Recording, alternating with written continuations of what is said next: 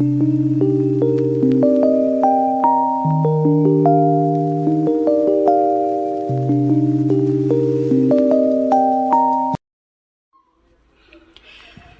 एक दुकान में खरीदारी कर रहा था।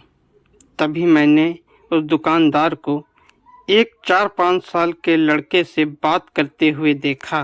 दुकानदार बोला, माफ़ करना बेटा, लेकिन इस गुड़िया को खरीदने के लिए तुम्हारे पास पर्याप्त पैसे नहीं हैं। फिर उस छोटे से लड़के ने मेरी ओर मुड़कर मुझसे पूछा, अंकल, क्या आपको भी यही लगता है कि मेरे पास पूरे पैसे नहीं हैं? मैंने उसके पैसे गिने और उससे कहा, हाँ बेटे, यह सच है कि तुम्हारे पास इस गुड़िया को खरीदने के लिए पूरे पैसे नहीं हैं।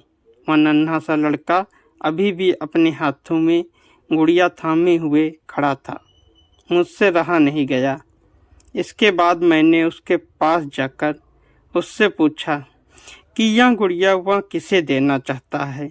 इस पर उसने उत्तर दिया कि ये वो गुड़िया है जो उसकी बहन को बहुत प्यारी है और वह इसे उसके जन्मदिन के लिए उपहार में देना चाहता है।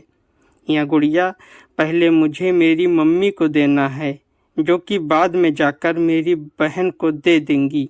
यह कहते कहते उसकी आंखें नम हो आई थी। मेरी बहन भगवान के घर गई है और मेरे पापा कहते हैं कि मेरी मम्मी भी जल्द ही भगवान से मिलने जाने वाली हैं। तो मैंने सोचा कि क्यों ना वो इस गुड़िया को अपने साथ ले जाकर मेरी बहन को दे दें। मेरा दिल धक्का सा रह गया था। उसने ये सारी बातें एक ही सांस में कह डाली और फिर मेरी ओर देखकर बोला, मैंने पापा से कह दिया है कि मम्मी से कहना कि वो अभी ना जाएं, वो मेरा दुकान से लौटने तक का इंतज़ार करें। फिर उसने मुझे एक बहुत प्यारा सा फोटो दिखाया जिसमें वो खिलखिलाकर हंस रहा था। इसके बाद उसने मुझसे कहा, मैं चाहता हूँ कि मेरी मम्मी मेरा यह फ़ोटो भी अपने साथ ले जाएं, ताकि मेरी बहन मुझे भूल नहीं पाए। मैं अपनी मम्मी से बहुत प्यार करता हूँ और मुझे नहीं लगता कि वो मुझे ऐसे छोड़ने के लिए राजी होंगी। पर पापा कहते हैं कि उन्हें मेरी छोटी बहन के साथ रहने के लिए जाना ही पड़ेगा। इसके बाद फिर से उसने उस गुड़िया को गमगीन आंखों से खामोशी से देखा। मेरे हाथ जल्दी से अपने बटुए तक पहुँचे और मैंने उससे कहा, चलो एक बार और गिनती करके देखते हैं कि तुम्हारे पास गुड़िया के लिए पर्याप्त पैसे हैं या नहीं। तो उसने कहा, ठीक है, पर मुझे लगता है मेरे पास पूरे पैसे हैं। इसके बाद मैंने उससे नज़रें बचाकर कुछ पैसे उसमें जोड़ दिए और फिर हमने उन्हें गिनना शुरू किया। ये पैसे उसकी गुड़िया के लिए काफ़ी थे।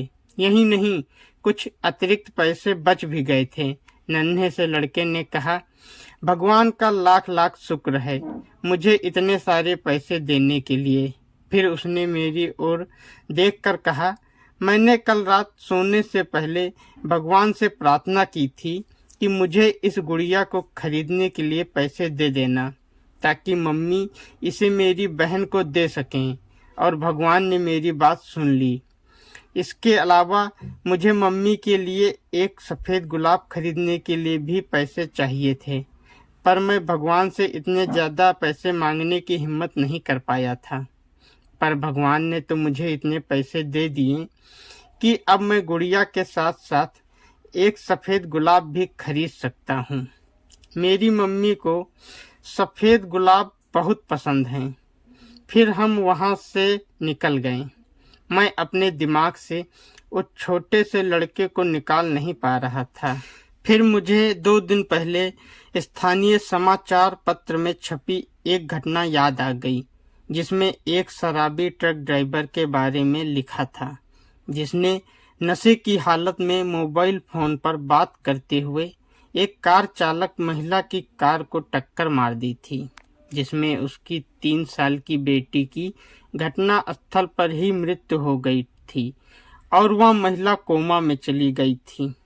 अब एक महत्वपूर्ण निर्णय उस परिवार को ये लेना था कि उस महिला को जीवन रक्षक मशीन पर बनाए रखना है अथवा नहीं, क्योंकि वह कोमा से बाहर आकर स्वस्थ हो सकने की अवस्था में नहीं थी। क्या वह परिवार इसी छोटे लड़के का ही था? मेरा मन रोम रोम कांप उठा। मेरी उस नन्हे लड़के के साथ हुई मुलाकात के 2 दिनों बाद मैंने अखबार में पढ़ा कि उस महिला को बचाया नहीं जा सका। मैं अपने आप को रोक नहीं सका और अखबार में दिए गए पते पर जा पहुंचा, जहां उस महिला को अंतिम दर्शन के लिए रखा गया था। वह महिला श्वेत धवल कपड़ों में थी, अपने हाथ में एक सफ़ेद गुलाब और उस छोटे से लड़के का वह फोटो लिए हुए, और उसके सीने पर रखी हुई थी वही गुड़िया। मेरी आंखें नम हो गईं। मैं नम आंखें लेकर वहां से लौटा।